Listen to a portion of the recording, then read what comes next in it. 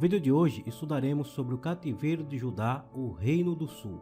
Vamos começar esse estudo falando sobre os últimos 5 reis de Judá. O último rei de Judá que fez o que era reto aos olhos do Senhor foi o rei Josias. Ele restaurou o culto ao Senhor, derrubou os altares da idolatria e fez o povo se voltar para Deus. No período do reinado de Josias, o faraó Neco, que era rei do Egito, subiu até o rio Eufrates ao encontro do rei da Síria. O rei Josias subiu para pelejar contra o faraó, porém o faraó Neco prevaleceu contra o rei Josias e o matou em Meguido. Os oficiais de Josias, quando souberam da morte do rei, pegaram o corpo dele em Meguido e o levaram para sepultar em Jerusalém. E Jeoacás, filho de Josias, começou a reinar em seu lugar.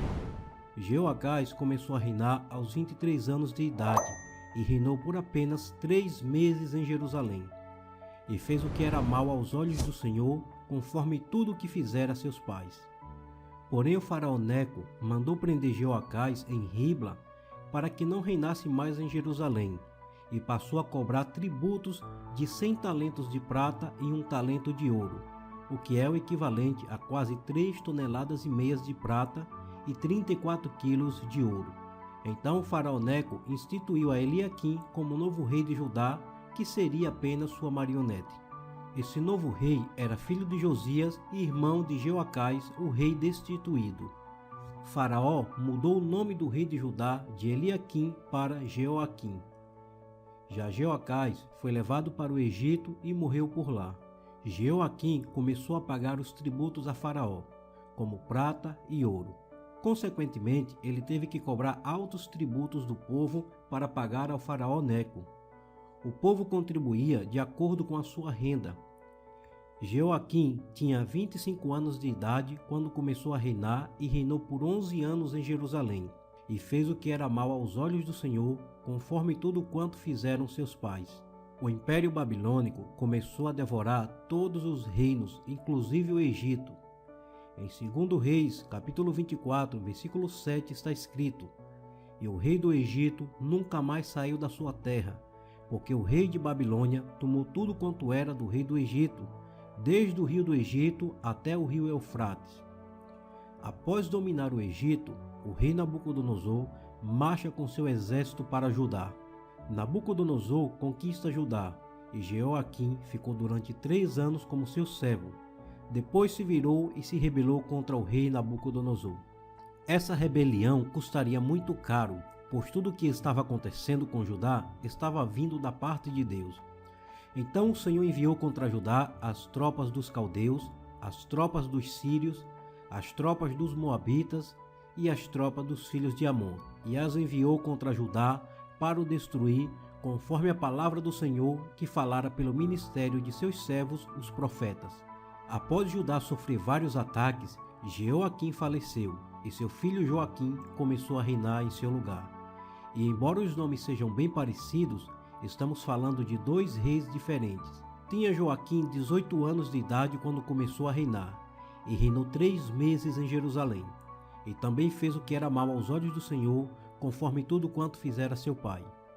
E foi justamente no reinado de Joaquim, o 19º rei de Judá, que subiram os servos de Nabucodonosor, rei da Babilônia, a Jerusalém, e a cidade foi cercada.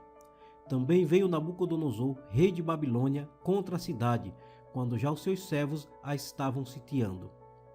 Então saiu Joaquim, rei de Judá, ao rei de Babilônia, ele, sua mãe, seus servos, seus príncipes e seus oficiais, e o rei de Babilônia o tomou preso no ano 8º do seu reinado, e tirou dali todos os tesouros da casa do Senhor, e os tesouros da casa do rei, e partiu todos os vasos de ouro que fizera Salomão, rei de Israel, no templo do Senhor, como o Senhor tinha falado. Aqui se inicia a primeira deportação para a Babilônia de 10.000 presos. E transportou a toda Jerusalém, como também a todos os príncipes e a todos os homens valorosos, 10.000 presos, e a todos os artífices e ferreiros. Ninguém ficou senão o povo pobre da terra.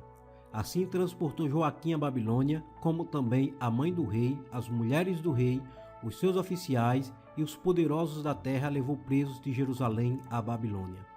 e o rei da Babilônia estabeleceu a Matanias, tio de Joaquim, rei em seu lugar. Ele mudou o nome para Zedequias.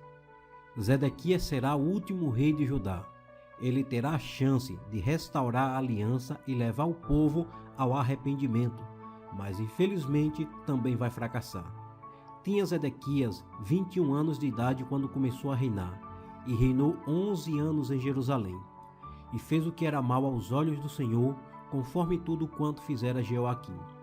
Porque assim sucedeu por causa da ira do Senhor contra Jerusalém e contra Judá, até os rejeitar de diante da sua face. E sucedeu que, no 9º ano do seu reinado, no mês 10º, aos 10 do mês, Nabucodonosor, rei de Babilônia, veio contra Jerusalém, ele e todo o seu exército, e se acampou contra ela, e levantaram contra ela trincheiras em redor. E a cidade foi sitiada até um 10º ano do rei Zedequias. Aos 9 do mês 4º, quando a cidade se via apertada pela fome, nem havia pão para o povo da terra, então a cidade foi invadida, e todos os homens de guerra fugiram de noite pelo caminho da porta entre os 2 muros que estavam junto ao jardim do rei, porque os caldeus estavam contra a cidade em redor. E o rei se foi pelo caminho da campina. Porém o exército dos caldeus perseguiu o rei Zedequias e o alcançou nas campinas de Jericó, e todo o seu exército se dispersou. E tomaram o rei Zedequias e o fizeram subir ao rei de Babilônia, a Ribla, e foi-lhe pronunciada a sentença. E aos filhos de Zedequias mataram diante dos seus olhos, e vazaram os olhos de Zedequias, e o ataram com 2 cadeias de bronze, e o levaram à Babilônia. A destruição do templo e da cidade de Jerusalém. Essa seria a última rebelião de Judá contra a Babilônia, e isso levou à segunda deportação de prisioneiros, como também a destruição do templo de Salomão, a destruição da cidade e das muralhas de Jerusalém. Essa destruição foi liderada pelo capitão do rei Nabucodonosor, chamado de Nebuzaradã. Foi assim que o reino do sul foi levado cativo para a Babilônia, onde passariam 70 anos de cativeiro. Tudo isso poderia ser evitado se Judá tivesse dado ouvido à palavra do Senhor. Podemos citar aqui alguns dos profetas que Deus levantou para exortar o povo e a liderança de Judá ao arrependimento, para que o cativeiro babilônico fosse evitado. O ministério de Jeremias foi o mais importante desse período. Ele iniciou suas atividades proféticas no reinado de Josias e deu continuidade durante os 4 reinos seguintes. Jeremias advertiu ao rei Zedequias dizendo que, caso se rendesse à Babilônia, sua integridade seria preservada. Todavia, o rei não deu ouvidos ao profeta, razão de acontecer o que estava previsto. O profeta Sofonias começou a profetizar ainda no reinado de Josias, e a mensagem era sobre o juízo de Deus. Ele escreveu: "E estenderei a minha mão contra Judá e contra todos os habitantes de Jerusalém, e exterminarei deste lugar o restante de Baal, e o nome dos sacerdotes dos ídolos, juntamente com os sacerdotes, e os que sobre os telhados adoram o exército do céu, e os que se inclinam jurando ao Senhor e juram por Milcom, e os que deixam de andar em seguimento do Senhor, e os que não buscam ao Senhor nem perguntam por ele." O profeta Miqueias também escreveu: "Ouve agora isto, vós, chefes da casa de Jacó e príncipes da casa de Israel, que abominais o juízo e perverteis tudo o que é direito, edificando a Sião com sangue e a Jerusalém com iniquidade.